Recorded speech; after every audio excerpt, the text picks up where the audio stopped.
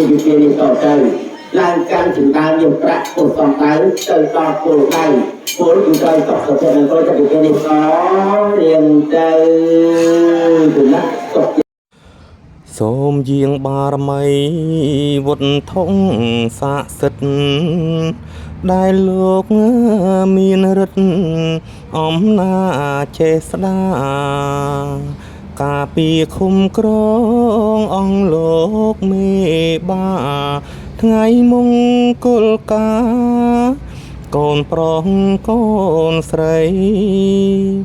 មង្គលឧត្តមស័ក្តិសមប្រណិតពីលៀងល្អពិតមានជោគមានជ័យអុជធូបថ្វាយផ្កា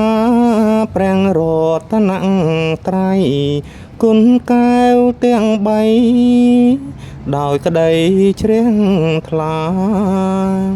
អោនអង្គបងគុំខ្ញុំសូមវន្ទាអង្គអិនព្រំមា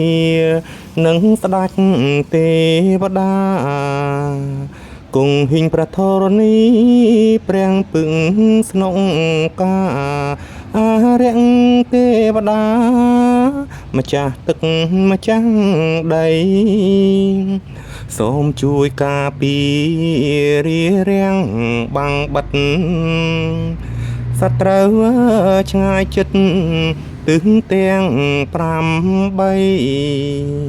ក្លបខ្លាចរិទ្ធិចាញ់រិទ្ធបារមីសូមសុខសួស្តីជ័យមង្គលអើយ